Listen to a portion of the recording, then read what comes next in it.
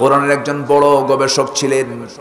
কোরআনের একজন বড় গবেষণার কাছে নিয়ে যেতে ছিলেন সাইয়েদনা আলী রাদিয়াল্লাহু তাআলা আনহু। হযরত আলী রাদিয়াল্লাহু তাআলা আনহু এত বড় মেধাবী ছিলেন, শিশুদের ভিতরে সর্বপ্রথম ইসলাম কবুল করেছেন আলী। সাইয়েদনা আবু বকর তো ইসলাম কবুল করেছেন 37 বছর বয়সে, ওমরে ফারুক ইসলাম কবুল করেছেন 26 বছর বয়সে, আর মাত্র 10 বছর বয়সে ইসলাম কবুল করেছেন আলী রাদিয়াল্লাহু তাআলা আনহু। প্রচন্ড মেধাবী তিনি ছিলেন, জন্ম থেকেই তিনি ইসলামটা পেয়েছিলেন, সবচেয়ে শিশু অবস্থায় তিনি ইসলামটা পেয়েছিলেন। হযরত আলী রাদিয়াল্লাহু তাআলা আনহু একদিন নামাজ পড়তেছিলেন, নামাজ তিনি পড়বেন। নামাজ শুরু করার প্রাক্কালে একজন ইহুদি এসে তার সামনে দাঁড়িয়ে বলছে, আলী একটা প্রশ্ন করতে চাই। হযরত আলী মনে মনে চিন্তা করলেন, ইহুদির প্রশ্নের ইচ্ছা মনে হয় সে আমার নামাজটা নষ্ট করবে। নামাজ আগে না প্রশ্নের জবাব আগে? বলেন বলেন বলেন বলেন। বাজার আগে না নামাজ আগে? পৃথিবীর সকল কাজ আগে না নামাজ আগে? একটা কথা খেয়াল রাখবেন, যার ফজর নামাজ কাজা হয়, আমার রাসূল বলেছেন যার ইচ্ছা করে ফজর নামাজ কাজা হবে, রাসূল সেই সমস্ত ব্যক্তিদেরকে সন্দেহ করে বলেছেন ওর মধ্যে মুনাফিকের গন্ধ আছে। কিসের গন্ধ আছে? মুনাফিকের গন্ধ আছে। আমার ভাইয়েরা, আমার বন্ধুগণ, সাইয়েদনা আলী নামাজে দাঁড়াবেন, নামাজ শুরু করবেন এমন সময় যখন তাকে প্রশ্ন করা হচ্ছিল, ইহুদি যখন বলতেছে আমি তোমাকে একটা প্রশ্ন করতে চাই, সাইয়েদনা আলী বলেন আমি তো নামাজে দাঁড়াবো, তুমি কি আমার নামাজ নষ্ট করবে? না, নামাজ নষ্ট করবো না। প্রশ্ন উত্তর দিলে আমি চলে যাব। বেচারাটা অন্য ধর্মের মানুষ, সঙ্গে সঙ্গে প্রশ্ন করতেছে, আলী তোমাকে একটা জবাব দিতে হবে। কি জবাব? তিনি সঙ্গে সঙ্গে বললেন, কি প্রশ্ন বলো? প্রশ্নটা হলো এই দুনিয়াতে কোন কোন প্রাণীর জন্ম ডিম থেকে হয় আর কোন কোন প্রাণীর জন্ম মার পেট থেকে সরাসরি হয়? বলেন তো এই প্রশ্নের জবাব দিলে কি নামাজ হবে নাকি? প্রশ্ন কি ছোট না বড়? উত্তরটা ছোট না বড় বলেন? অনেক বড়। এমন জাতীয় যখন প্রশ্ন করা হলো, সাইয়েদনা আলী মুস্কা হাসি মেরে বললেন, ইহুদি প্রশ্ন করে তোমরা তো অনেক বুদ্ধি রাখো, মান্না সালওয়া খাওয়া জাত তোমরা, কিন্তু তোমাদের ঈমান থাকে না। এমন প্রশ্ন করেছ, তুমি ভেবেছো তুমি আমার নামাজটা নষ্ট করবে, অসম্ভব ব্যাপার। নামাজের গুরুত্ব আমার সবচাইতে বেশি। তবে আমি কোরআন গবেষণা করে যতটুকু বুঝলাম, তোমার উত্তরটা আমি এক কথাই দিতে পারবো, সেটা হলো ওই সমস্ত প্রাণী ডিম থেকে বের হয় যে সমস্ত প্রাণীর কানটা মাথার ভিতরে থেকে যায়, আর ওই সমস্ত প্রাণীর সরাসরি জন্ম মার পেট থেকে হয়, স্তন্যপায়ী প্রাণী যাদের মাথা থেকে কানটা বাইরে থাকে। জোরে বলেন সুবহানাল্লাহ। উত্তর কত লম্বা আর করে দিলেন শর্ট, কোরআনের জ্ঞানে জ্ঞানবান হওয়ার কারণে। জোরে বলি সুবহানাল্লাহ। আমার কথা কি বুঝে আসতেছে ভাই? কারো কোনো অসুবিধা হচ্ছে না তো? বলি আলহামদুলিল্লাহ। উনি যখন খলিফাতুল মুসলিমিন, সেই সময় এটা ক্রিটিক্যাল প্রশ্ন তার সামনে জমা হয়েছিল। সেই প্রশ্নের উত্তরও তিনি সূরা নিসা থেকে দিয়েছেন। কেমন প্রশ্ন সেটা হচ্ছে, দুই মহিলা একই ঘরে, পেটে বাচ্চা, সন্তান সম্ভবা নারী, দুজন একসঙ্গে একই বিছানায় তারা ঘুমিয়ে পড়েছে। আল্লাহর কি ফয়সালা, একই ঘরে একই সময়ে দুইজনের পেট থেকে সন্তান ডেলিভারি হয়ে গেছে। সন্তান যখন হয়ে গেছে, একজনের পেট থেকে ছেলে, আরেকজনের পেট থেকে মেয়ে হয়েছে। সকালবেলা দুজনই জানে যে এটা কার ছেলে আর এটা কার মেয়ে। সকালবেলা ছেলের সন্তান নিয়ে দুজন লাগছে গন্ডগোল, মেয়ের সন্তান আর কেউ নিতে চায় না। আজকের সমাজেও আগ্রহ বেশি দেখানো হয় ছেলের ক্ষেত্রে না মেয়ের ক্ষেত্রে? বলেন বলেন বলেন।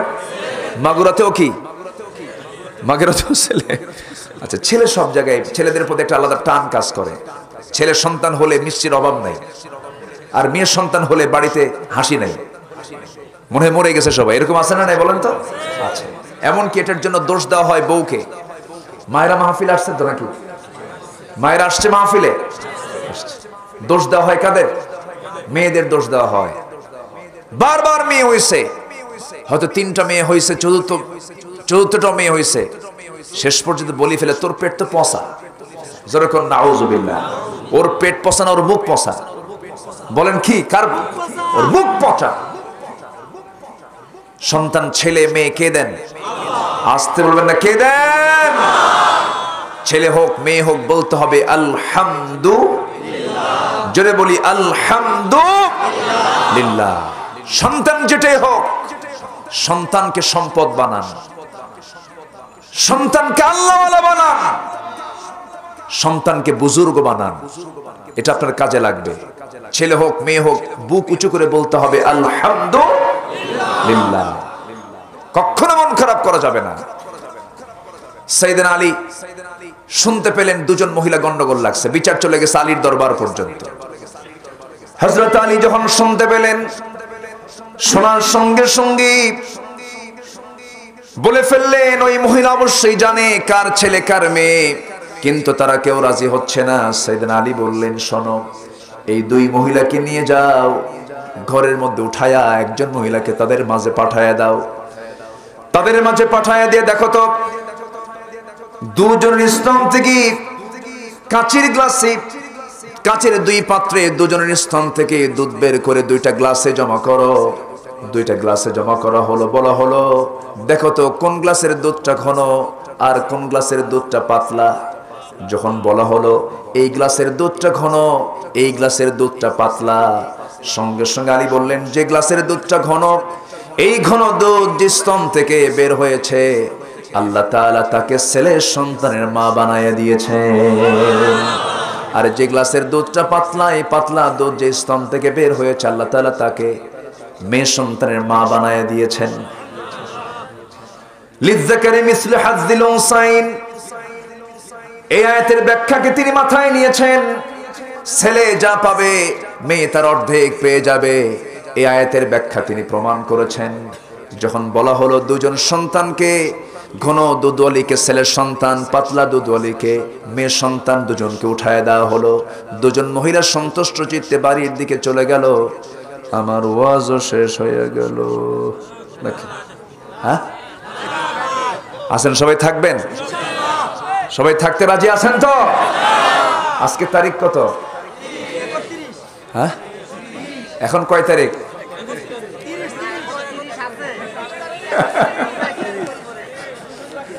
যাক, সবাই সচেতন আছি, বলি আলহামদুলিল্লাহ। তাহলে মাহফিল ডেট হলো 30 তারিখ, মাহফিল চলতেছে কয় তারিখ? 31 তারিখ। আমরা কম পারি নাকি? বলি আলহামদুলিল্লাহ, জোরে বলি আলহামদুলিল্লাহ। দেখা যাক, দেখি কতক্ষণ চালানো যায়। শুনতে রাজি আছেন তো? কই খাওয়া হয়নি? বসেন, সমস্যা, একসঙ্গে যাই। বাড়ি যাবেন না তো কেউ নাকি? বলি আলহামদুলিল্লাহ। এত ভালো মানুষ হয়। আমি তো এত রাতে, আমি তো আশ্চর্য হয়ে যাচ্ছি, প্রচন্ড ঠান্ডা, কোনো নড়াচড়া নাই। বলি আলহামদুলিল্লাহ। চাচা বসেন।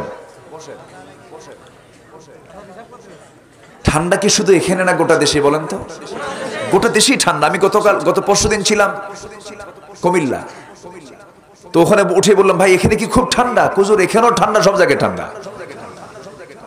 ঢাকায় একই ঠান্ডা, সব জায়গায় কম বেশি ঠান্ডা চলছে। এই সত্য, মানে প্রচন্ড ঠান্ডার মধ্যে আমরা আছি। বলি আলহামদুলিল্লাহ। এখন প্রশ্ন হলো, দুধ কেন ঘন হলো, দুধ কেন পাতলা হলো? ওয়াজ আবার শুরু হলো, ঠিক আছে না? জোরে বলি ইনশাআল্লাহ। দেখা যাক, সামনের দিকে আগাচ্ছি। তাহলে কোরআনের পরিপূর্ণ হক আদায় করার জন্য কয়টা কাজ করা দরকার? বলেন কয়টা কাজ? মুখস্থ করে নেব আমরা।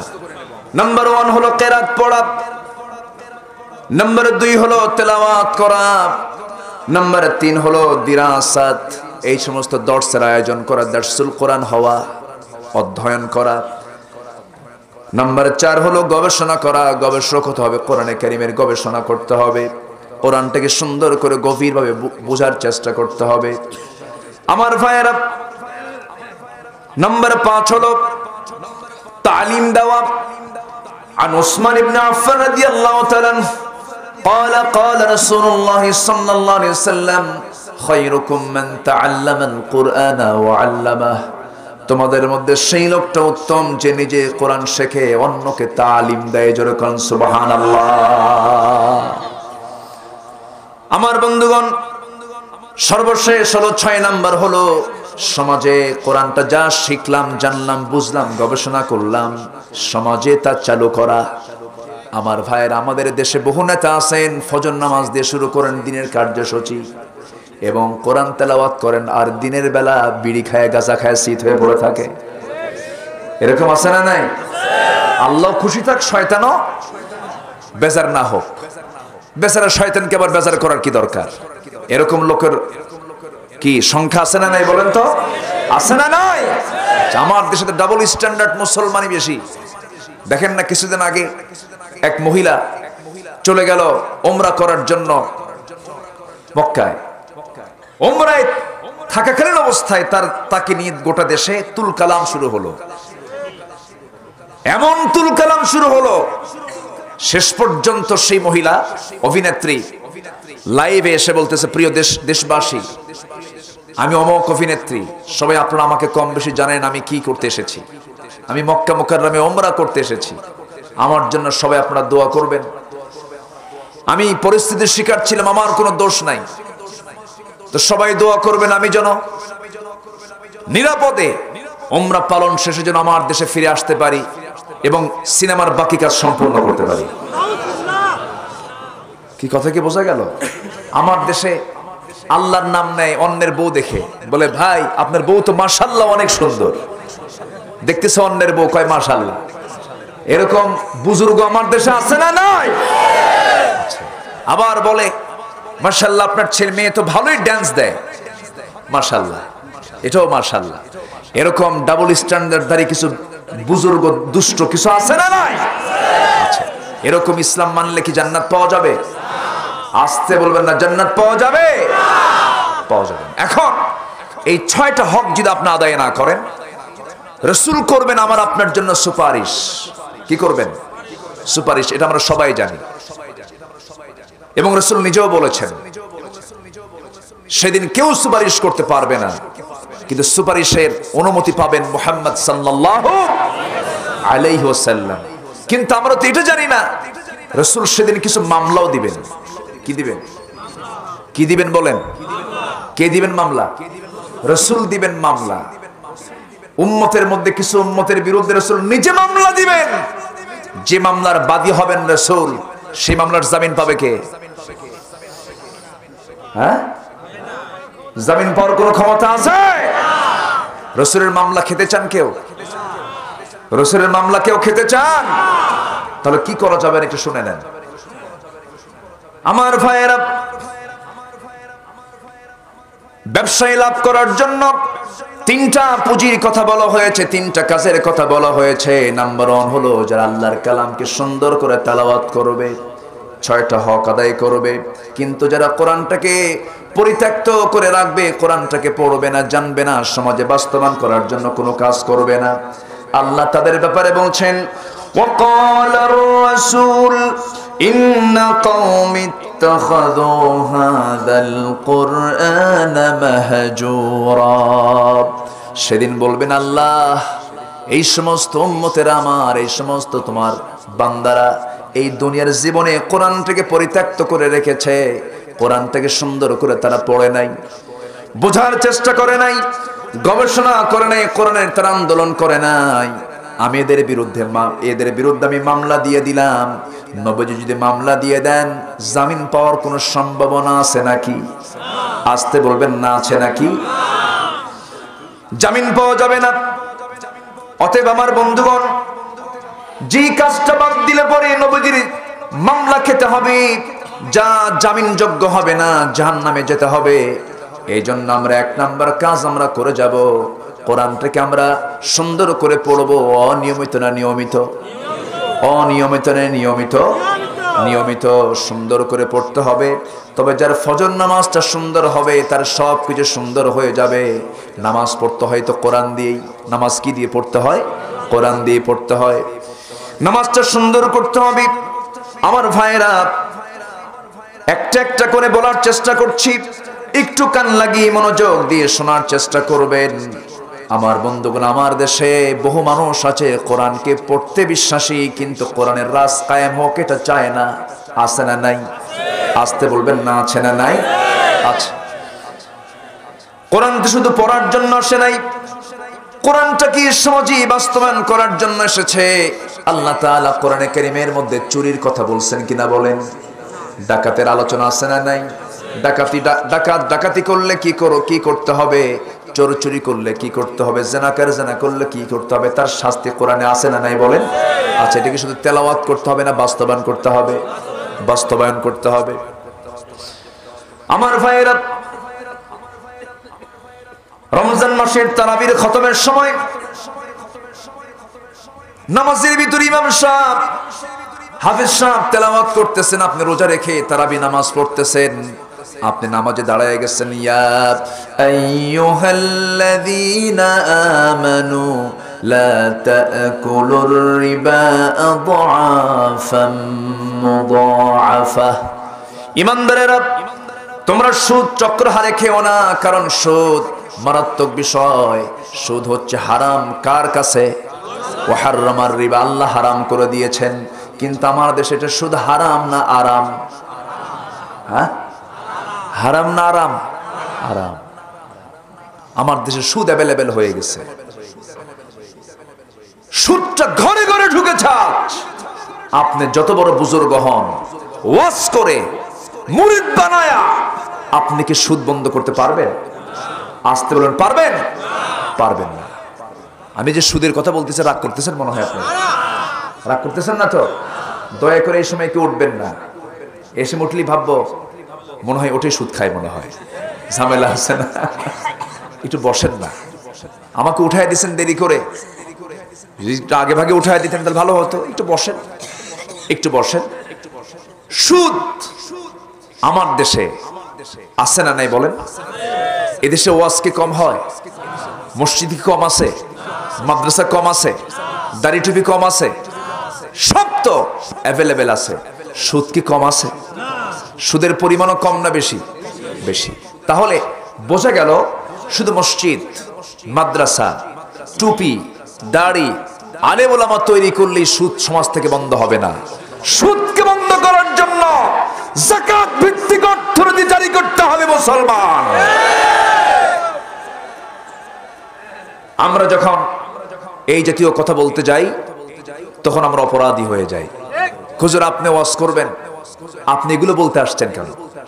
বরং আপনার দায়িত্ব হচ্ছে আপনি ওয়াজ করবেন, আমরা আকাম কুকাম যা করবো দোয়া দিয়ে সাফ হয়ে যাবে।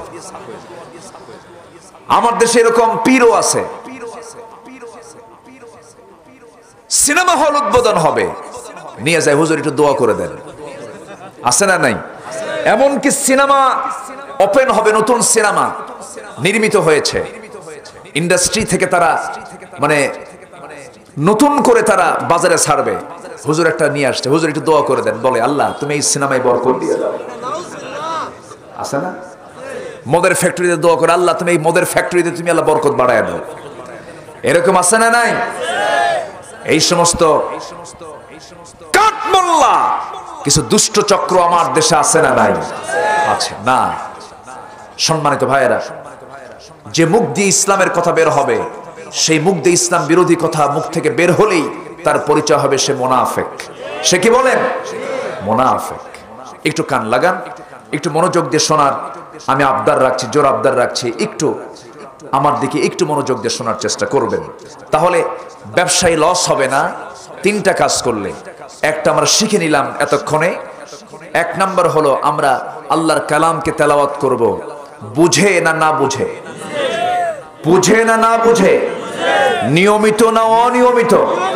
নিয়মিত। মনে থাকবে সবার? আচ্ছা, আজকে সকালবেলা আমাকে একজন ফোন দিয়েছে, হুজুর একটু কথা বলি কি? আমার গ্রামে ফজর নামাজ যখন পড়তে যাই, তখন দেখি এই শীতের ভিতরে কিছু বুড়া মানুষ কিছু আছে ফজর নামাজ পড়তে যায়। শুধু আমি একজন একা যুবক, আমি ফজর নামাজে যা দেখি, আমি একমাত্র একজন যুবক, আমি ফজর নামাজে হাজির হয়েছি। আমার বুকটা ফেটে গেল। বললাম, তারপরে কি করলেন? আমি একটু উদ্যোগ নিলাম, আমার গ্রামের সকল যুবকদের মাঝে আমি একটু দাওয়াতি কাজ করলাম। বললাম, যুবকরা, বুড়ো মানুষগুলো মসজিদে আসে, বুড়ো মানুষ তো মসজিদে না আসলেও পারে, তারা অচল মানুষ। তো যুবকরা, তোমরা বাড়িতে ঘুমাও, আর বুড়ো মানুষগুলো দিয়ে মসজিদের হক আদায় হয়। তো আমি দাওয়াতি কাজ করে 17 জনকে মসজিদে নিয়ে আসলাম। আলহামদুলিল্লাহ বলবেন না? আমরা কি পারি না? আমরা কি পারি না? আসতে কোন আমরা কি পারি না? পারি। আমার চোখে পানি চলে আসছে সে সময়, আজকে সকালবেলা। এরপর হুজুর আমার গ্রামটা বেশ বড়, 4টা মসজিদ, অনেক বড়, 4000 ভোটার বললো, 4000 ভোটার। শরীয়তপুর জেলার কোন এক থানার এক যুবক আমাকে ফোন দিয়ে এই কথা বলতেছে, বলার পরে বলতেছে হুজুর এরপরে আমরা এই 17 জন আবার ইউনিটি করলাম, করে আমরা আবার দাওয়াতি কাজ শুরু করলাম। শুরু করে এখন আমার যে মসজিদটা, সেই মসজিদ এখন 60 থেকে 70 জন যুবক প্রত্যেক দিন ফজর আমরা হাজিরা দেই। আমার কথা কি বোঝা যায়? সম্মানিত ভাইয়েরা, আজকে মসজিদগুলো পাকা ঝলমল করছে, কিন্তু মুসল্লি নাই। আমি কি ভুল বলতেছি? আর আমার নবীর মসজিদটা কি পাকা ছিল না কাঁচা ছিল? কিন্তু মুসল্লি কি ছিল? পাকা, ভরা ছিল। আর এখন মসজিদগুলো কি পাকা, আর মুসল্লিগুলো কাঁচা। বুড়া অসল মানুষগুলো দিয়ে মসজিদ থাকে, যুবকরা নাই। আমার ভাইয়েরা, আমরা যে কোনো মুহূর্তে দুনিয়া থেকে বিদায় হয়ে যাব, যে কোনো মুহূর্তে মালাকুল মউত চলে আসবে, প্রিপারেশন নিতে হবে। নাম্বার 2 হলো আমরা তেলাওয়াত তো শিখলাম, তেলাওয়াত করব। নাম্বার 2 হচ্ছে আমরা কোরআনটা পড়ব। এরপরে হচ্ছে নামাজ কায়েমের কাজ করব আমরা, জোরে বলি ইনশাআল্লাহ। নাম্বার 2 হলো ইন্নাল্লাযীনা ইয়াতলুনা কিতাবাল্লাহি ওয়া আকামুস সালাহ ওয়া আনফাকু মিম্মা রাযাকনাহুম সিররাও ওয়া আলানিয়াতান ইয়ারজুনা তিজারাতান লান তাবুর, জোরে বলি আল্লাহু আকবার। নাম্বার 2 হলো যারা নামাজ কায়েম করবে, নামাজ যারা কায়েম করবে তাদের জন্য কোনো লস হবে না। নামাজের হুকুম 2 রকম কোরআনে এসেছে, একটা হলো নামাজ তোমরা আদায় করো, আর একটা হলো নামাজ কায়েম করো। নামাজ আদায়ের ব্যাপারে কথা আসছে মাত্র একবার, যারা পারেন ঠোঁট মিলিয়ে বলুন ইন্না আ'তাইনাকাল কাউসার ফাসাল্লি লিরাব্বিকা ওয়ানহার ইন্না শানিআকা হুয়াল আবতার। হে রাসূল, আমি আপনাকে হাউজে কাউসার দান করেছি, আপনাকে যে যা বলে বলুক, আপনার মন খারাপ করার কোনো দরকার নাই। আপনি নামাজ পড়ুন, আপনি কোরবানি করুন। এই যে নামাজ পড়ুন হুকুমটা মাত্র আসছে কোরআনে কয়বার? একবার। আর নামাজ কায়েম করো এই হুকুম আসছে 80 বারেরও বেশি বার, জোরে বলি সুবহানাল্লাহ। নামাজ কায়েমের মধ্যে আদায় আছে, কিন্তু নামাজ আদায়ের মধ্যে কায়েম নাই। আমার দেশে অনেকে নামাজ আদায় কি যত ব্যক্তি জীবনে পড়বো, নামাজ আমার আদায় হলেই তো হয়ে গেল, নামাজ কায়েমকে তারা অনেকেই মানতে চান না। আমার বন্ধুগণ, একজন মুমিন নামাজ শুধু আদায় করবে না, নামাজ কায়েমের আন্দোলন করবে। কিন্তু মুনাফিক শুধু নামাজ পড়বে, কিন্তু নামাজ কায়েমের সংগ্রামে সে শামিল হবে না। আমার কথা কি বোঝা যায়? আমার দেশে বহু মুসল্লি আছে যারা নামাজও পড়ে, আবার মদের বোতলও টানে। আছে না নাই? আছে আছে আছে। সম্মানিত ভাইয়েরা, দুঃখ লাগে, দুঃখ লাগে। হাজারো ক্রাইম নিয়ে, হাজারো অপরাধ নিয়ে, হাজারো অন্যায় নিয়ে প্রকাশ্যে রাজপথে ঘুরে বেড়ায়। আর আল্লাহর পছন্দের যারা গোলাম, দিনের পর দিন তারা 4 শিখের দেওয়ালে বন্দিত্ব জীবন পার করে। আসতে বলবেন না? আছে না নাই? আছে।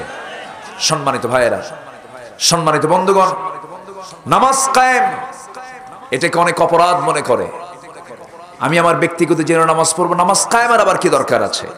আমার নবীজির জীবনের দোষ ছিল ওই সমস্ত কাফিরদের কাছে একটাই, রাসূল বলেছেন আমি চুরি করব না, কাউকে চুরি করতে দেব না। আমি ডাকাতি করব না, কাউকে ডাকাতি করতে। নামাজ শুধু আদায় নয়, নামাজ কায়েম হতে হবে। আলা লাহুল খালক ওয়াল আমর, সৃষ্টি যার, আইন চলবে তার। শুধু এই বক্তব্য দেওয়ার জন্যই রাসূলকে মক্কা থেকে বিতাড়িত হতে হয়েছে। আমার কথা কি বোঝা যাচ্ছে ভাই? আমার কথা বোঝা যায়? মুনাফিককে নামাজে চিনতে পারবেন না, মুনাফিককে ওয়াজ মাহফিলে চিনতে পারবেন না। মুনাফিককে চেনা যাবে হলো জিহাদের ময়দানে। সেই নামাজ কায়েমের জন্য যদি প্রয়োজনে জীবন দিতে হয় রাজি আছেন? ইনশাআল্লাহ। মাল দিতে হয় রাজি আছেন? এটা হাত উঁচু করে দেখেন তো কারা কারা রাজি আছেন?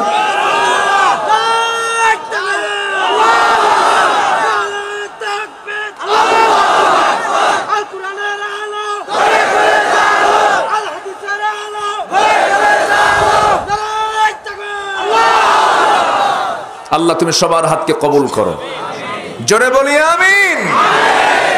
নামাজ কয় ওয়াক্ত? আসতে বলবেন না, কয় ওয়াক্ত? একা না জামাতে? মনোযোগে না অমনোযোগে? বুঝে না না বুঝে? জেনে না না জেনে? জেনে। সম্মানিত ভাইয়েরা, নামাজ 5 ওয়াক্তের ভিতরে কোন ওয়াক্ত নামাজটা সবচেয়ে মূল্যবান? জোরে জোরে বলেন। জোহরের দাম নাই? আবার অনেকে কয় আসর। হ্যাঁ, উনি কিছু পড়াশোনা করেছেন, পড়ছেন, উনি বলেছেন যুক্তি আছে, দলিল আছে। হাফিজু আলাস সালাতি ওয়াস সালাতুল ওয়ুস্তা, তোমরা মধ্যবর্তী নামাজের ক্ষেত্রে বেশি যত্নবান হও। মধ্যবর্তী নামাজকে অনেকে বলেছেন আসর নামাজ, আবার কেউ বলেছেন মাগরিব, কেউ বলেছেন এশা, কেউ বলেছেন ফজর, কেউ বলেছেন জোহর, মানে 5 ওয়াক্ত। জোরে বলে সুবহানাল্লাহ।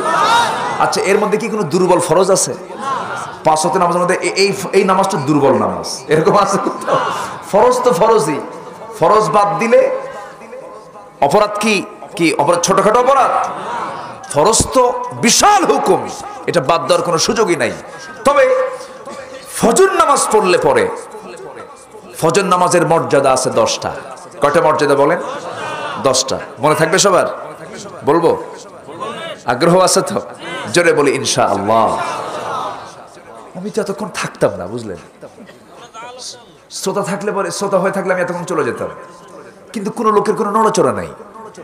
বলি আলহামদুলিল্লাহ, জোরে বলি আলহামদুলিল্লাহ।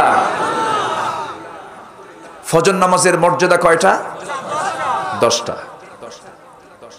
যে ব্যক্তি শুধু একটা ওয়াক্ত নামাজ, ফজর নামাজ শুধু পড়বে, 4 ওয়াক্ত তো তাকে পড়তেই হবে, 5 ওয়াক্ত সে পড়বে। শুধু ফজর নামাজ পড়লে কি মর্যাদা দেখেন। নাম্বার 1 মর্যাদা, মুনাফিকের কাতারে তার নামটা থাকে না। জোরে বলে সুবহানাল্লাহ। মুনাফিকের কাতার থেকে বাঁচার জন্য কোন নামাজ দরকার? ফজর নামাজ দরকার।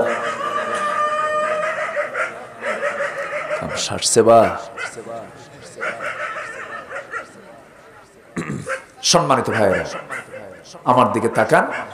তাহলে ফজর নামাজ পড়লে পরে আমার নামটা কার কাতারে থাকবে না? মুনাফিকের কাতারে থাকবে না। আমার বন্ধুগণ, না, এই তো মহা সমস্যা। একটু যান, ওদিকে তাকান। একটা কুকুর জান্নাতে যাবে, জানেন কি আপনারা? একটা কুকুর, আসহাবে সাহাফের একটা কুকুর জান্নাতে যাবে। আলহামদুলিল্লাহ বলেন। হ্যাঁ, সম্মানিত ভাইয়েরা, কেন যাবে জানেন? তার সংস্পর্শটা ছিল খারাপের সাথে না ভালোর সাথে? বলেন বলেন, কার সাথে? ভালোর সাথে। দ্বীনের পথের মুজাহিদ তারা ঘর থেকে বের হচ্ছিল, তাদেরকে ফলো করে কুকুরও যাচ্ছিল। শেষ পর্যন্ত তাকে মারে, তাকে তাড়া দেয়, সে যায় না, বরঞ্চ তাদেরকে পাহারা দেওয়ার জন্য সে বাইরে দাঁড়িয়েছিল। এই কুকুর আসহাবে কাহাফের কুকুর। একটা বিশাল আলোচনা আসছে, যেহেতু কুকুরের প্রসঙ্গ আসলো একটু বলে ফেললাম। আচ্ছা, তাহলে ফরজ নামাজের, ফজরের ফরজ নামাজের মর্যাদা কয়টা? 10টা। 1 নম্বর হলো, যদি সে ফজর নামাজ পড়ে সে কোন কাতারে থাকবে না? মুনাফিকের কাতারে থাকবে না। নাম্বার 2 হলো, যদি কোনো বান্দা ফজর নামাজটা পড়তে পারে, আল্লাহ তাআলা নিজে বলেছেন ওই বান্দার সারা দিনের দায়িত্ব আমি আল্লাহ নিজে নিয়ে নেব। নাম্বার 3 হলো, ফেরেশতারা ওই বান্দার জন্য সাক্ষী হয়ে যাবেন। জোরে বলে সুবহানাল্লাহ। নাম্বার 4 হলো, যে বান্দা ফজর নামাজটা জামাতের সঙ্গে সুন্দর করে পড়তে পারবে, সারা রাত কিয়ামুল লাইল করলে যে সওয়াব, তার সমান সওয়াব তার অটোমেটিক হয়ে যাবে। নাম্বার 5 হলো, সকালে হেঁটে হেঁটে যে বান্দা শিশির ভিজে ভিজে ঠান্ডার মধ্যে যে বান্দা হেঁটে হেঁটে ফজরের মসজিদে নামাজ আদায় করতে যাবে, হাসরের ময়দানে তার সামনে এমন একটা আলো হবে। নাম্বার 2 হলো সে আলোটা পাবে, সে সুন্দর করে ইজিলি সে আলোতে মিজান পুলসিরাত সব সেই নিমিষেই পার হয়ে আল্লাহর জান্নাতে চলে যাবে। হাসরের ময়দান সহজ কি কোনো জায়গার নাম নাকি? কঠিন জায়গা। সেই জায়গায় কোনো নেতা কাজে আসবে নাকি? কোনো বুজুর্গ কাজে আসবে না, কেউ কোনো কাজে আসবে না আমার ভাইরা। তবে সেই দিন আমার নবী যদি আমার পক্ষে সুপারিশ দেন আমার কাজে আসবে। রাসূল বলেছেন যে বান্দা 2টা কাজ সুন্দর করে সংরক্ষণ করবে, 2টা অঙ্গের যে ব্যক্তি হেফাজত করবে, আমি রাসূল তার জন্য জামিন হব। রাসূল বলেছেন মান আদমানু লি মা বাইনা লিহইহি ওয়া মা বাইনা রিজলাইহি আদমানু লাহুল জান্নাহ। যে ব্যক্তি 2 চোয়ালের মধ্যস্থিত বস্তু জিহবা আর 2 উরুর মধ্যস্থিত বস্তু গোপনাঙ্গের, এই 2টা অঙ্গের যে ব্যক্তি হেফাজত করবে, জিহ্বা এবং গোপনাঙ্গের যে হেফাজত করবে, রাসূল বলেছেন আমি সেই দিন হাসরের ময়দানে তার জন্য আমি বেহেশতের জামিন হয়ে যাব। যুবক, তোমার জন্য আমি 3টা কাজ দিলাম। আজকের মাহফিলে যে সমস্ত যুবকরা এসেছো, আল্লাহর কসম করে বলি তুমি হৃদয়ে প্রশান্তি পেয়ে যাবে। সুন্দর করে ফজর নামাজটা পড়বা, দেখবা তোমার সারা দিনটা সুন্দর যাচ্ছে। নাম্বার 2 হলো 24 ঘন্টা চোখটাকে নিয়ন্ত্রণ করবা, খারাপ কিছু দেখবা না। যেরকম সুবহানাল্লাহ, খারাপ কিছু দেখবা না। ফজরের নামাজটা পড়বা। আর বন্ধু নির্বাচন করতে গিয়া তুমি সৎ বন্ধু নির্বাচন করবে। এই 3টা কাজ যদি করতে পারো, আল্লাহর কসম করে বলি শয়তান তোমাকে ওয়াসওয়াসা দিয়ে জাহান্নামে নিতে পারবে না। আমার ভাইরা, আমার বন্ধুগণ, তাহাজ্জুদ নামাজ যত ভারী, জিকির আজকার যত ভারী, যত ওজনওয়ালা, যত সওয়াব হবে, তার চেয়ে বড় ওজনওয়ালা হলো হুসনে খুলক, সুন্দর আখলাক, সুন্দর চরিত্র। সুন্দর চরিত্র যুবক তুমি উপহার নিয়ে আল্লাহর সামনে হাজির হবে। আল্লাহ বলবেন ও যুবক তোর সুন্দর চরিত্র ওজনটা আজকে ভারী করে তোকে আমি জান্নাত দিয়ে দিলাম। হাসরের ময়দানে কিন্তু কোনো আমলনামা গণনা হবে না, গণনা হবে কিন্তু ওটা ওজন করা হবে। কি করা হবে? ওজন করা হবে। ফাম্মা মান সাকুলাত মাওয়াজিনুহু ফাহুয়া ফি ঈশাতির রাদিয়াহ ওয়া আম্মা মান খাফফাত মাওয়াজিনুহু ফাউম্মুহু হাবিয়াহ। আমার ভাইরা সেই দিন ওজন, আমার আপনার আমলনামাগুলো ওজন করা হবে। ওজন করে মেপে মেপে আমার আল্লাহ আমাকে আপনাকে জান্নাত অথবা জাহান্নাম দিয়ে দিবেন। এই জন্য সেই দিন ওজনের নেকের পাল্লায় ওজন বেশি হবে। যার হুসনে খুলক, যার সুন্দর চরিত্র, তার জন্য ওজনটা বেশি ভারী হবে, সে অনায়াসে জান্নাতে চলে যাবে। আমার ভাইয়েরা, সেই জন্য নাম্বার 1 হলো মুনাফিকের কাতারে নাম যাবে না। নাম্বার 2 হচ্ছে সারাদিন আল্লাহ তার জিম্মাদার হয়ে যাবেন। নাম্বার 3 হলো ফেরেশতারা নামাজের জন্য সাক্ষী হয়ে যাবে। নাম্বার 4 হলো সারা রাত নফল নামাজের সওয়াব পাওয়া যাবে। নাম্বার 5 হাসরের ময়দানে তার সামনে একটা আলো আল্লাহ পাক সেট করবেন, জোরে বলি সুবহানাল্লাহ। নাম্বার 6 হলো জান্নাতে যত নিয়ামত থাকবে সবচাইতে বেশি নিয়ামত পাবে যে ব্যক্তি ফজর নামাজটা জামাতে পড়েছে, জোরে বলি সুবহানাল্লাহ। নামাজকে ছাড়বো আমরা? নামাজকে ছাড়বো? আমার ভাইয়েরা, নাম্বার 7 হলো যে বান্দা ফজর নামাজটা জামাতে পড়বে, আল্লাহ নিজে বলতেছেন বান্দা জান্নাতের মধ্যে আমি নিজে তোর সঙ্গে দেখা করব। আমি নিজে তোর সঙ্গে দেখা করব। আল্লাহু আকবার বলেন। আল্লাহ নিজে দেখা করবেন আমার সাথে। আজকে মুসলমান কয়জন ফজর নামাজ পড়ে? আজকে ওয়াজ হবে, সব বাড়ি ফিরে যাব। ফিরে যাওয়ার পর নাক ডেকে ঘুমাবো। অনেকেই ঘুম থেকে উঠবেন সাহেব 11টায়। আছে না নাই? আছে না নাই? কি লাভ হলো? লাভ হলো না। ফজর নামাজ পড়বা, জান্নাতের সবচেয়ে বেশি নিয়ামত আল্লাহ পাক তোমাকে দিয়ে দিবেন, জোরে বলে সুবহানাল্লাহ। জান্নাতে কি চান আপনি সব পাবেন। অতএব এই দুনিয়াতে আমার আপনার দায়িত্ব হলো কার ইচ্ছা পূর্ণ করা? আসতে বলবেন না, কার ইচ্ছা পূর্ণ করা? আল্লাহ বলছেন বান্দা দুনিয়াতে তুই আমার ইচ্ছা পূরণ কর, আর আমি তোকে জান্নাত দিয়ে তোর ইচ্ছা পূরণ করব আমি। জোরে বলে সুবহানাল্লাহ। আপনি যা চাবেন তাই দেওয়া হবে। পচা বিড়ি দেবেন না আল্লাহ। হয়তো মনে মনে ভাবতেছেন হুজুর ওই জায়গায় বিড়ি টিড়ি আছে নাকি? পচা বিড়ি ওই জায়গায় পাবেন না, ওখানে পচা দশা কিছু থাকবে না, শরাব থাকবে। হ্যাঁ, শরাবান তাহুরা থাকবে। সেখানে আপনি ড্রিঙ্কস পান করবেন। কি ড্রিঙ্কস? একটা হচ্ছে দুধের, আলহামদুলিল্লাহ বলেন, দুধের নহর থাকবে, মধুর নহর থাকবে, পানির নহর থাকবে, শরাব থাকবে, যা পান করলে যৌবন জীবনের শক্তি ডাবল ডাবল হয়ে যাবে। আল্লাহু আকবার বলেন। জান্নাতে হুর আছে না নাই? হুর নেবেন? কেউ কিছু কয় না। জান্নাতে হুর কি নেবেন? জোরে বলে ইনশাআল্লাহ। সে হুরগুলো কত সুন্দর হবে। আমরা তো কোরআন পড়ি না, এই জন্য এই সমস্ত অফার গুলো বুঝি না। আল্লাহর অফার গুলো কত সুন্দর। জান্নাতের হুরগুলো এত সুন্দর হবে।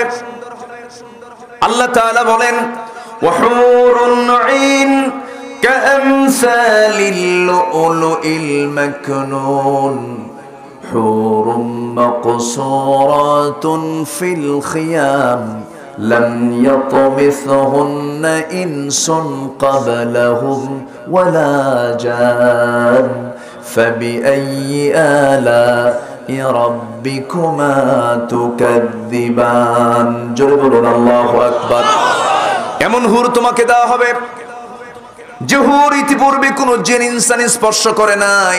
তাদের চামড়া এত স্বচ্ছ কাঁচের মতো হবে, উপর থেকে নিচের হাড়গুলো দেখা যাবে, অস্থিগুলো দেখা যাবে, আর এত সুন্দরী তারা হবে, ডাহুক ডাহুক চেহারার তারা হবে। তাদের নখ যে সুন্দর হবে, একটা নখ, একজন জান্নাতি নারীর একটা নখ এক পাল্লায় দিয়ে আরেক পাল্লায় যদি গোটা দুনিয়ার সমস্ত নারীর সৌন্দর্য এক পাল্লায় দেওয়া হয়, জান্নাতি হুরের জান্নাতি নারীর নখের সৌন্দর্য আল্লাহর কাছে বেশি ভারী হয়ে যাবে। আমার ভাইয়েরা, এত সুন্দরী হুর আল্লাহ পাক জান্নাতে রেখে দিয়েছেন ওই সমস্ত যুবকের জন্য, ওই সমস্ত বান্দার জন্য যারা ফজর নামাজটা সুন্দর করে জামাতে পড়বে। যেরকম সুবহানাল্লাহ। সেই হুরকে নিতে চান যুবকরা? নিতে চান তো? কিন্তু যুবকরা যাবার গার্লস স্কুলের সামনে ইতিমের মতো বসে থাকে, আছে না? ইতিমের মতো বসে থাকে। কষ্ট হচ্ছে নাকি আপনাদের? দু একজন করে কিন্তু উঠতেছেন, আমি কিছু বলতেছি না। এই যে উঠতেছে একটা একটা করে, একটু বসেন না, আমাকে একটু সময় দেন। ইতিমের মতো যুবকরা কিছু আছে বসে থাকে গার্লস স্কুলের সামনে। যখন বের হয়, বের হওয়ার সঙ্গে সঙ্গে ও পিছে পিছে যায়, যায় বলে শোনো 3 দিন হলো ঘুম নাই আমার। এই আছে না নাই? বলেন তো, আছে না নাই? কি এতিম মনে হয় কেউ নাই। এগুলো করা যাবে না যুবক। আলিয়া হেরে যাবে, লাইলে হেরে যাবে, মর্জিনা হেরে যাবে, কেউ থাকবে না। আসলেই চোখ বন্ধ করলে একমাত্র প্রকৃত, একমাত্র কেবলমাত্র বন্ধু আমার কে? আসতে বলবেন না কে? মার পেটে ছিলাম, সেই মার পেটে আমাকে বড় করেছেন কে? মার পেটে কে আলো না অন্ধকার? বলেন বলেন বলেন বলেন। ওই অন্ধকার পেটে আমাকে নিখুঁত চোখ বানিয়ে দিয়েছেন কে? নিখুঁত করে কান বানিয়ে দিয়েছেন কে? সুন্দর লম্বা নাক দিয়েছেন কে? সুন্দর চেহারা কে দিয়েছেন? সুন্দর দুটি হাত কে দিয়েছেন? পৃথিবীর কোন গার্মেন্টস আলো ছাড়া চলে? পৃথিবীর কোন ফ্যাক্টরি আলো ছাড়া চলে? আর আমার আপনার যে পয়দা হলো যে মার পেটে, সেই মার পেটে কোনো আলো নাই, সৃষ্টির কোথাও কোনো ভুলও নাই। জোরে বলে সুবহানাল্লাহ।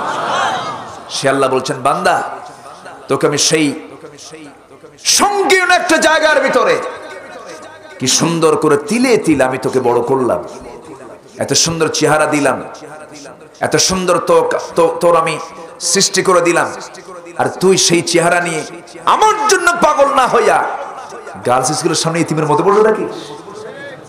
মেয়ের দিকে তোর নজর যাবে, যাবে না কেন?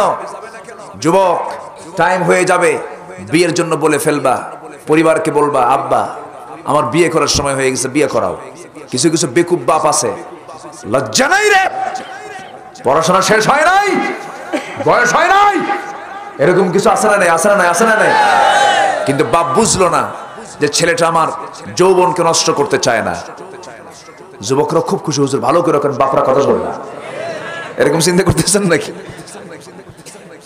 আমি বিয়ে করেছি 22 বছর 7 মাস বয়সে।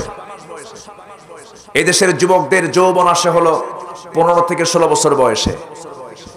যারা বিয়ে করেছেন, যারা যৌবন প্রাপ্ত হয়েছেন, তারা তো বুঝেন আজকের এই দুনিয়াতে সবচেয়ে বড় ফিতনা এখন কি ফিতনা বলেন? আজকের সমাজে নারীর ফিতনা কি ছোট না বড়? ছোট না বড়? এই ফিতনা থেকে বাঁচার জন্য জিনা সহজ হওয়া দরকার না বিয়ে সহজ হওয়া দরকার? বলেন কোনটা সহজ হওয়া দরকার? আজকে কোনটা সহজ? জিনা সহজ। আজকে জিনা সহজ, বিয়ে কঠিন। বিয়েটাকে জটিল বানায় ফেলছে। চলে যায় প্রবাসে, চলে যায় ব্যবসা বাণিজ্যে, তার বিশাল সময় চলে যায়। 50 বছর বয়স যখন হয় তখন বিয়ের চিন্তা করে। 50 বছরে বিয়ে করে, 60 বছরে বাপ হয়। 65 বছরে বাচ্চা নিয়ে যখন রাস্তায় হাঁটে তখন সবাই বলে এই ছেলে এটাই তোমার দাদা না নানা। কথা বোঝেন নাই? জীবন তুমি কোন ভাবে ব্যয় করলা? না, স্ট্যান্ডার্ড এজ হলো 25 বছরে বিয়ে করেছেন মুহাম্মদ সাল্লাল্লাহু আলাইহি ওয়াসাল্লাম। নিজের মেয়েকে বিয়ে দিয়েছেন সম্পদ দেখে নয়, টাকা দেখে নয়, বংশ দেখে নয়, দিয়েছেন তাকওয়া দেখে। জোরে বলে সুবহানাল্লাহ। টাকা দিয়ে কি করবেন? টাকা তো কারুনের ছিল। টাকা কার ছিল? কারুনের ছিল। সম্পদ দিয়ে কি করবেন? বংশ দিয়ে করবেন। বংশ তো আবুল আহাবের ছিল। আবুল আহাবের বংশ কি কম? জান্নাত না জাহান্নাম? জান্নাত না জাহান্নাম? কারণের সম্পদ কি কম ছিল? কারণের শুধু চাবি বহন করত 70টা উটের বোঝাই, উট বোঝাই বিশাল সামানা নিয়ে শুধু তার চাবি বহন করা লাগতো। সেই কারণকে শেষ করে দিয়েছেন আল্লাহ তাআলা। ক্ষমতাও কিছু না, ক্ষমতাই ছিল ফেরাউন। পতন হয়েছে ক্ষমতা থাকতে না ক্ষমতা থাকতে না ক্ষমতা ছাড়তে?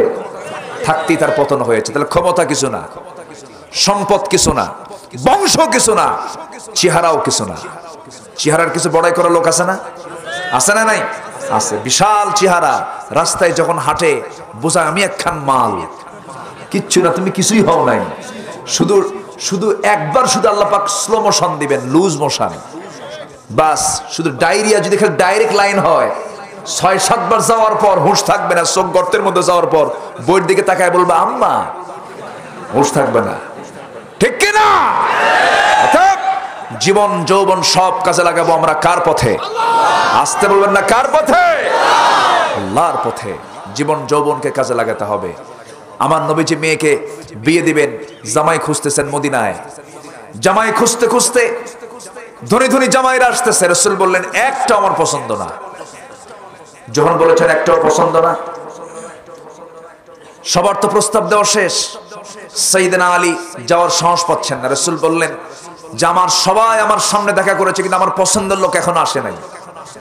সবাই বলে ফেলতেছে আলী তুমি যাও। আমি যাবো কেমন? আমার তো ঘরই নেই। সুবহানাল্লাহ বলবেন না? আর এখন মেয়ের বাপেরা কি কয় জানেন? ছেলে কি করে? কি পাস? কে মাস্টার্স চাকরি করে? হ্যাঁ, কি চাকরি করে? কে সরকারি? কে সরকারি চাকরি দিয়ে আমার মেয়ের কসমেটিক্স হবে না?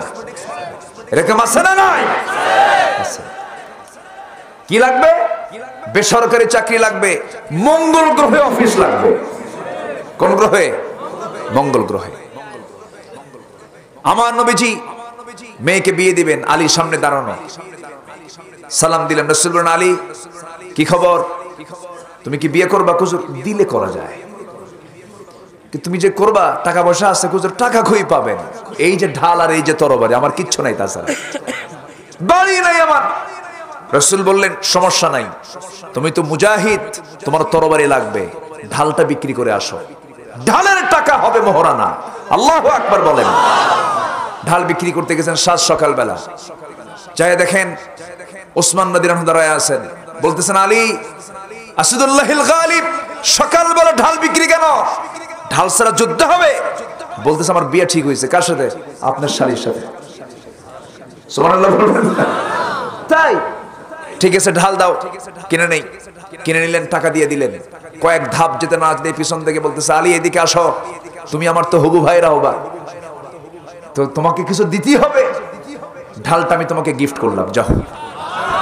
ঢালও নিলেন, টাকাও নিলেন। নবীর সামনে যায় হাজির। রাসূল ভাবতেছেন ঢাল তো ফেরত, বিক্রি হয় নাই। রাসূল বললেন ঢাল বিক্রি হয় নাই আলী? হুজুর বিক্রি করছি। ঢাল হাতে কেন? উপহার পাইছে। কি উপহার দিল? আপনার জামাই ওসমান। কে লোক আর খুঁজে পাও নাই।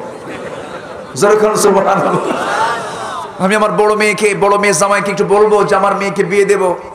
জামাইয়ের সঙ্গে পরামর্শ করার আগে তুমি বলে আসছো। কিন্তু আমার নবীর জামাই কি ওরকম আমাদের দেশের ছেঁচড়া জামাইয়ের মতো? ছেঁচড়া জামাই বোঝেন তো, দাওয়াতে একটু কম বেশি হলে কয় তোর 14 গোষ্ঠী খারাপ। তো এরকম আছে না নাই? আমার নবীর জামাই তো এরকম না। আমার নবীজি বিয়ে দিবেন। বিয়ে হয়ে গেল। বিয়ে যখন হলো, রাসূল বললেন মা যাচ্ছ তুমি স্বামীর ঘরে, একটা কথা বলে দেই, আমৃত্যু পর্যন্ত, আমৃত্যু আমার কানে যেন জামাইয়ের বিরুদ্ধে, স্বামীর বিরুদ্ধে যেন একটা নালিশ আমার কানে না আসে। সুবহানাল্লাহ বলবেন না? আর এখন মেয়ের বাপরা বিয়ে দেওয়ার সময় কয় কি জানেন? তুই যা, মোবাইল নাম্বার থাকলো, খবর দিবি, কিছু হইলে খাইয়া ফালাবো। এই আছে না নাই বলো তো? আমার নবীজি বিয়ে দিলেন, চলে গেলেন। ধনীর ঘরে না গরিবের ঘরে? বেনামাজি না নামাজির ঘরে? বলেন বলেন, ধনীর ঘরে না গরিবের ঘরে? নামাজির ঘরে না বেনামাজির ঘরে? নামাজির ঘরে। আল্লাহু আকবার। ঘর নাই। ছোট্ট দুইটা বাচ্চা নবীর কাছে এসে বলছে আব্বা আমার দুটো ছোট্ট ছেলে, আমি একা কাজ করে পারি না, একটু কি কাজের মানুষ দেওয়া যায়? রাসূল বলেন মা এদিকে আসো। আমার নবীজি জায়নামাজ টান দিলেন। জায়নামাজ টান দিয়ে বলছেন দেখো তো মা কি কি দেখো, অনেক হীরা মানিক মুক্তা জহরত। রাসূল বললেন এই যে চাকচিক্য সম্পদগুলো, এগুলো চাও না তুমি জান্নাত চাও? কাব্বা আমি জান্নাত চাই, কাজের মানুষের দরকার নাই, যাও। সুবহানাল্লাহ, আলহামদুলিল্লাহ, আল্লাহু আকবার 33 33 বার বলবে। সকল কাজের জিম্মাদার আমার আল্লাহ নিজে হয়ে যাবেন, যাও। মেয়েকে পাঠায় দিলেন।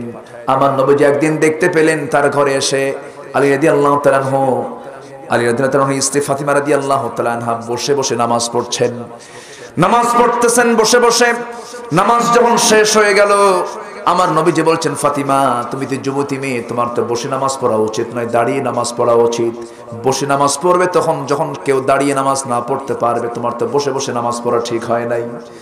সঙ্গে সঙ্গে তিনি কেঁদে কেঁদে বলছেন আব্বা আমি তো দাঁড়িয়ে দাঁড়িয়ে নামাজ পড়ি, কিন্তু আজকে বসে নামাজ পড়ার হেতু হলো আমার জুব্বার পিছনের দিকে একটা সেরা অংশ আছে, আমার বোরকার পিছনে, জামার পিছনে একটা সেরা অংশ আছে, সেই সেরা অংশটুকু আমি দাঁড়িয়ে নামাজ পড়তে গেলে আপনার দৃষ্টিগোচর হয়ে যাবে। আপনি যখন আমার গায়ে পরনে যখন ছেঁড়া কাপড় দেখবেন, আমার স্বামীর প্রতি আপনার একটা নেগেটিভ সেন্স আসতে পারে। হায়রে আমার জামাই আমার মেয়েকে কাপড়ে কষ্ট দেয়, এতটুকুন দোষ আপনার সামনে প্রকাশ পেয়ে যাক, এটা আমি চাই নাই। মনে করে আমার স্বামীর দোষকে আড়াল করার জন্য বসে বসে নামাজ পড়ি। এরকম মহিলা তো আজকে বাংলার ঘরে ঘরে আছে। হ্যাঁ, কষ্ট হচ্ছে আপনাদের? আলোচনা চলুক, আলোচনা চালাই জোরে বলি ইনশাআল্লাহ। এত সুন্দর মানুষ হয়, বলি আলহামদুলিল্লাহ। ফজর নামাজের মর্যাদা কয়টা? বলেন কয়টা? ওইদিকে কোরআনের হক আদায় করতে হবে কয়টা? বলেন কয়টা? কি মনে থাকবে তো সবার? আচ্ছা, এগুলো মনে করে আমরা আমল করব, জোরে বলি ইনশাআল্লাহ। ভাইরে আসছি এখানে, কিছু আইডিয়া যদি না দিয়ে যাই, একটা ধারণা যদি না দিয়ে যায়, তাহলে এটা কেমন হয়? আমরা আমল করব, জোরে বলি ইনশাআল্লাহ। আচ্ছা, হ্যাঁ, অসুবিধা? মোবাইল এত রাতে কথা? রাত 3টার দিকে আমাকে একজন ফোন দিয়েছে। রাত 3টার দিকে রিং বাজতেছে। রিংটা বাজার পর আমি অ্যান্সার করলাম, রিসিভ করে শুনতেছি তুমি আমার সঙ্গে কথা বলছো না কেন? এক মহিলার আওয়াজ। ভাবতেছি কাম সারছে, এত রাতে কে ফোন দিল? আমি বললাম যে আপনি কে? তুমি আমার সঙ্গে মজা করতেছো? আমি যত কই সে তত আমার দিকে চটপাট হয়। তো পরে শেষ পর্যন্ত ভাবতেছে আল্লাহ কোন যে বিপদে পড়ে, পাশে আবার বউ শুয়ে আছে।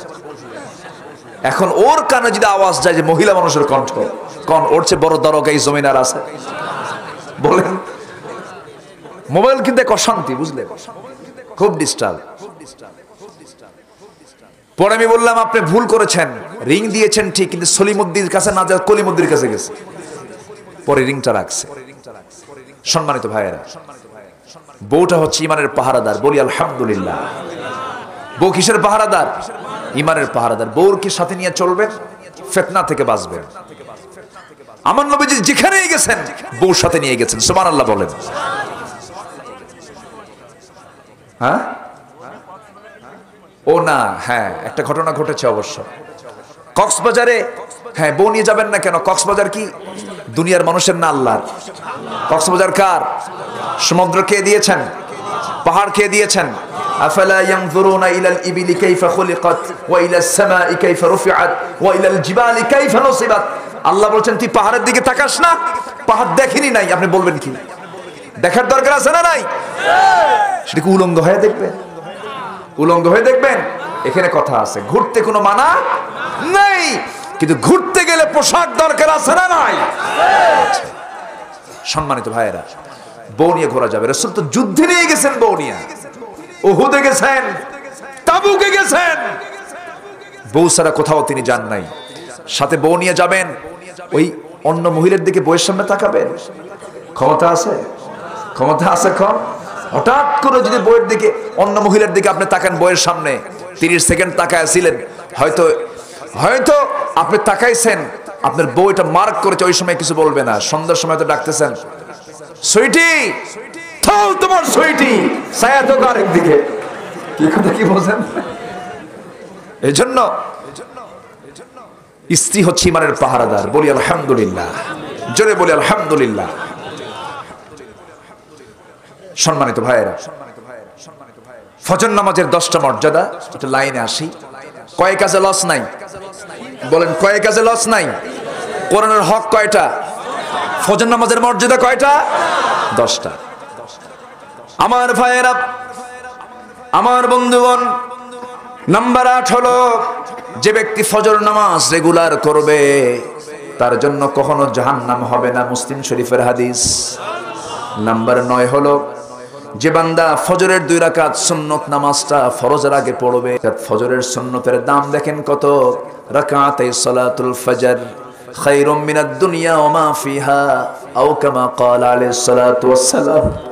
রাসূল বলেছেন যদি কোনো বান্দা ফজরের 2 রাকাত সুন্নত নামাজ সুন্দর করে পড়তে পারে, ফজরের 2 রাকাত সুন্নতের দাম হলো এই দুনিয়া এবং দুনিয়ার মাঝে যা কিছু আছে তার চেয়েও বেশি দামি ফজরের 2 রাকাত সুন্নত নামাজ। জোরে বলেন সুবহানাল্লাহ। ফজরের যদি 2 রাকাত সুন্নতের দামটা এত হয়ে যায়, তাহলে ফরজের মূল্য আর কত বেশি। আমার ভাইরা, এগুলো আমরা বাদ দেব না। নাম্বার 10 হলো ওই সমস্ত বান্দার জন্য আল্লাহ তাআলা বলছেন যে বান্দা ফজর নামাজটা সুন্দর করে পড়বে, আল্লাহ তাআলা তার হৃদয়ে একটা প্রশান্তি দিয়ে দিবেন। তার হৃদয়টা কখনো অশান্ত হবে না, প্রশান্ত হৃদয়, প্রশান্ত চিত্তে অবস্থান করতে পারবে। এই 5 ওয়াক্ত নামাজ আমরা কারা কারা পড়বে একটু হাত তুলে দেখাই তো, জোরে বলি ইয়া আল্লাহ, ইয়া রহমান, ইয়া রহিম।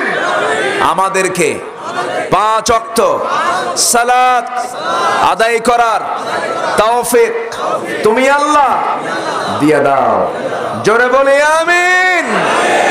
হাত নামান। সম্মানিত ভাইয়েরা, নামাজের দেখেন কত গুরুত্ব। ফজর নামাজ পড়তেন এক সাহাবী, আশারে মুবাশশারা, জান্নাতের সংবাদ পেয়েছেন কয়জন সাহাবী? বলেন কয়জন? এর মধ্যে একজন ছিলেন তালহা। একজন কে ছিলেন বলেন? তালহা। 4 খলিফা তো আছেই, এরপর আরো 6 জন, এর মধ্যে 6 জনের মধ্যে একজন কে? তালহা। সেই তালহা মদিনার মসজিদে ফজর নামাজ পড়তে আসতেন। কিসের নামাজ? ফজর নামাজ। নামাজ পড়েই আমার রাসূল কখনো উঠতেন না। যদি কোনো বান্দা ফজর পড়ে মুসাল্লায় যদি সূর্যোদয় পর্যন্ত অবস্থান করতে পারে এবং 2 রাকাত সালাতুল ইশরাক, যেটা 2 রাকাত নফল নামাজ যদি পড়তে পারে, আল্লাহ তাআলা তাকে টাটকা একটা হজ এবং উমরার সওয়াব তার আমলনামায় দিয়ে দেন। কথা বোঝা গেল? ওই সাহাবী করতেন কি, তালহা রাদিয়াল্লাহু তাআলা আনহু, তিনি ফজর নামাজ পড়েই, ফরজটা পড়েই তিনি মারতেন দৌড়। নবী যেটা কয়েকদিন লক্ষ্য করলেন, লক্ষ্য করেই একদিন হঠাৎ করে পিছন থেকে ডাক দিচ্ছেন, তালহা এদিকে আসো। আমি কি তোমাকে কষ্ট দিয়েছি? না। আমি কি তোমাকে কোনো ব্যথা দিয়েছি? না। তুমি আমার সামনে বসো না কেন? তুমি আমার সামনে দিকে তাড়াহুড়ো করে চলে যাও কেন? তালহা কেঁদে ফেললেন। তালহা কেঁদে ফেলে বলছেন, ইয়া রাসূলুল্লাহ, ইয়া হাবিবাল্লাহ, আল্লাহর নামের কসম করে বলি, আমার জানটা আমি আপনার জন্য কোরবান করে দিতে চাই। আমি আপনাকে আমার জীবনের চাইতে বেশি ভালোবাসি, আমি আপনাকে বেশি মহব্বত করি, কিন্তু আমি নামাজটা ফরজ পড়ে আমি দৌড় মারার কারণ হলো আমি সুন্নাত আল আযকারু বাদাস সালাহ, নামাজের পরে জিকির আজগারগুলো আমি করি না। এই জন্য আল্লাহর কসম করে বলি, আমার পরনে যে চাদরটা দেখতেছেন, এই চাদর ছাড়া বিকল্প কোনো কাপড় আমার বাড়িতে নাই, আমার বাড়িও নাই হুজুর। আমি একটা পাহাড়ি গুহার মধ্যে অবস্থান করি। ওই পরিবারে একজন মিলে নামাজ পড়ি। হুজুর, আমি যদি আপনার পিছনে বসে বসে যদি সূর্যোদয় পর্যন্ত থেকে যাই, আমার বরে নামাজটা কাজা হয়ে যাবে। আমার বরে নামাজটা কাজা যেন না হয়, সেই জন্য আমি মসজিদ থেকে তাড়াহুড়ো করে বের হয়ে চলে যাই। এত প্রতিকূল পরিবেশেও তারা নামাজটা ছাড়েন নাই। সেই নামাজটা আমরা সুন্দর করবো, জোরে বলি ইনশাআল্লাহ। এখন আরেকটা বিষয় হলো, এখানে 3 কাজে সফলতার কথা বলেছেন। নামাজ আদায়ের কথা এতক্ষণ ধরে বললাম, নামাজ কায়েমের কথা শুনতে কি সবাই রাজি আছেন নাকি? নামাজ শুধু আদায় করলেই চলবে না, নামাজ কায়েমের সংগ্রাম করতে হবে, মূল্যবান সময়টাকে কাজে লাগাতে হবে। সাদ বিন মুআজ রাদিয়াল্লাহু তাআলা আনহু নামে একজন সাহাবী ছিলেন।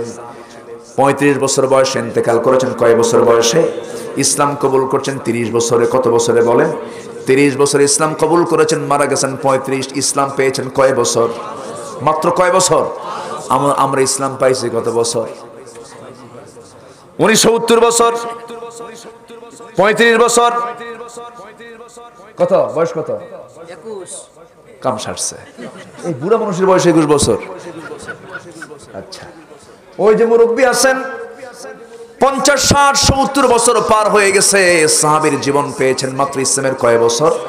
5 বছর। এই 5 বছরে করলেন কি? বদর যুদ্ধ করলেন, উহুদ যুদ্ধ করলেন, খন্দকে গেলেন। খন্দকে যাওয়ার পরে শাহাদাত বরণ করলেন, রক্তক্ষরণ হলো, তিনি মারা গেলেন। মারা যাওয়ার পর শহীদ হয়ে গেলেন। নবীর কাছে জিবরাইল এসে বলছেন, ইয়া রাসূলুল্লাহি, একজন সাহাবীর মৃত্যুতে আজকে ইহতাজ্জাতিল আরশ, আরশ কেঁপে উঠে গেছে। কে? সাদ বিন মুআজ। আল্লাহ তাআলা তার মৃত্যুতে এত খুশি হয়েছেন যে আরশ পর্যন্ত কেঁপে উঠেছে। জোরে বলি আল্লাহু আকবার। জীবনের মতো জীবন গড়তে হবে আমাকে আপনাকে। ওই 5 বছরে তিনি বদর পাড়ি দিয়েছেন, উহুদ পাড়ি দিয়েছেন, খন্দক পাড়ি দিয়েছেন। আমার ভাইয়েরা, আমার নবীজি মদিনার 10 বছরের জিন্দেগিতে তিনি 86টা যুদ্ধ পরিচালনা করেছেন। একমাত্র উদ্দেশ্য হলো নামাজ কায়েম করা। কি কায়েম করা বলে? নামাজ কায়েম করা। নামাজ আদায় তো করেছেন মক্কায়, নামাজ কায়েমের জন্য মদিনায় তিনি চলে এসেছেন। আমার নবীজির যতগুলো যুদ্ধ পরিচালনা হয়েছে, এর মধ্যে সবচেয়ে বড় অভিযান ছিল তাবুক অভিযান। কি অভিযান বলে? তাবুক অভিযান। এই তাবুক অভিযানে আমার নবীজি যখন রওনা দিবেন, সিদ্ধান্ত নিয়েছেন 30,000 সৈন্য তিনি এক জায়গায় করেছেন, 30,000 সাহাবীকে এক জায়গায় করেছেন। 30,000 সাহাবীকে সঙ্গে করে নিয়ে আমার নবীজি তাবুকের প্রান্তরে রওনা করলেন। 30,000 সৈন্য নিয়ে রোমানদের বিরুদ্ধে মোকাবেলা করবেন, রোমানদের বিরুদ্ধে তিনি লড়াই করবেন। সেই লড়াই করবেন তিনি, কিন্তু হলো কি, রোমানরা সাহস পেল না। মুতার যুদ্ধ সংগঠিত হলো না। কি বলে? তাবুক অভিযান থেকে আমার নবীজি তাবুক প্রান্তর থেকে 30,000 সৈন্য নিয়ে তিনি ফেরত আসলেন, মদিনার প্রান্তরে চলে আসলেন, মদিনার মসজিদে ঢুকলেন। একজন সাহাবী আস্তে আস্তে করে নবীর সামনে এসে বসে বলছে, ইয়া রাসূলুল্লাহি, একটা কথা বলতে চাই। কি কথা বলবা? হুজুর, আপনি আমাকে মাফ করবেন নাকি? কি করেছো বলো তো? ওই সাহাবী বলছেন, ইয়া রাসূলুল্লাহি, তাবুক অভিযানে আপনাকে 30,000 সৈন্য সাহাবী আপনাকে সহযোগিতা করে তারা তাবুক প্রান্তর পর্যন্ত গিয়েছিল, কিন্তু আমি নিজে কাব বিন মালিক কিন্তু আমি তাবুকের প্রান্তরে যাই নাই। রাসূল বলেন, কেন যাও নাই? হুজুর, ইচ্ছা করে যাই নাই। কি করেছিলাম? গড়িমসি করছিলাম, অলসতা করেছিলাম, যাই নাই। রাসূল বললেন, তাই নাকি? হ্যাঁ হুজুর, সত্যি তাই করেছি, আপনি আমাকে মাফ করে দিয়েন। রাসূল বললেন, আর কে কে যাও নাই বলো? হুজুর, হেলাল বিন উমাইয়া যায় নাই। আর কে যায় নাই? মুররা বিন রাবিয়া যায় নাই। কয়জন হলো? বলেন, কয়জন হলো? তিনজন যাই নাই আমরা। আচ্ছা তিনজন যাও নাই ভালো কথা, কি জন্য যাও নাই হুজুর? অলসতা করেছি। ঠিক আছে তোমরা চলে যাও। কাব বিন মালিক মসজিদ থেকে বের হয়ে গেলেন। তৎক্ষণাৎ আমার নবীজি চূড়ান্ত সিদ্ধান্ত জানিয়ে দিল, মদিনার সমস্ত আমার সাহাবীরা তোমরা জেনে রেখে দিও, কাব বিন মালিক, হেলাল বিন উমাইয়া, মুরারা বিন রাবিয়া, এই তিনজন সাহাবী আমার তাবুক অভিযানে যায় নাই, তাবুকের প্রান্তরে যায় নাই, একামতের দিনের কাছে তারা অংশগ্রহণ করে নাই, গড়িমসি করেছে, তারা ঢিলামি করেছে, কোনো কথা নাই। আজকের থেকে হেলালের সাথে, আজকের থেকে কাদের সাথে, আজকের থেকে মুরারার সাথে আমার কোন সাহাবী কথা বলবে না, সালাম চলবে না, কালাম চলবে না, সম্পূর্ণরূপে বয়কট করা হলো। কাব বিন মালিকের কানে যখন এই সংবাদ চলে এসেছে, কাব বিন মালিক রাদিয়াল্লাহু তাআলা আনহু সোজা তিনি বাড়ির দিকে রওনা করলেন। গোটা দুনিয়া তার কাছে ছোট হয়ে গেল। দরজায় নক করলেন, ও আমার স্ত্রী দরজা খুলো। স্ত্রী ভিতর থেকে বলছে, আমার স্বামী দরজা খুলতে পারে, শর্ত আছে। কি শর্ত? দরজা খুলে দেব, আপনি ঘরের মধ্যে ঢুকবেন, আমি পিছনের দরজাটা বের হয়ে যাব, কারণ রাসূল আপনাকে বয়কট করেছেন, আমি আপনাকে বয়কট করলাম। আল্লাহু আকবার বলবেন না? কাব বিন মালিকের কি নামাজের অভাব ছিল নাকি? আসতে কোন কেন? নামাজের অভাব ছিল? দান সদকার অভাব ছিল? সাহাবী কিন্তু সাহাবী ৩০,০০০ সৈন্যের মাঝে তিনজন না গেলে রাসূল তো মাফও করে দিতে পারতেন। রাসূল বললেন, কেন যায় নাই? ওদেরকে আমি মাফ করব না। একামতের দিন থেকে কেন দূরে থেকেছে? মাফ করব না। আল্লাহু আকবার বলেন। আমার কথা কি বোঝা যাচ্ছে ভাই? আচ্ছা, আমার নবীজি এই তিনজনকে বয়কট করতে বললেন। ২ নম্বর সাহাবী হেলাল বিন উমাইয়া। হেলাল বিন উমাইয়ার বয়স ৬৯ বছর। কত বছর? ৬৯ বছর। আমার নবীজির চাইতেও বড় হেলাল বিন উমাইয়া রাদিয়াল্লাহু তাআলা আনহু। ৬৯ বছরের বুড়া মানুষের কানে যখন এই সংবাদ চলে গেছে, দড়ি নিলেন হাতের মধ্যে, শক্ত দড়ি হাতের মধ্যে নিয়ে মদিনার মসজিদের সামনে চলে গেলেন।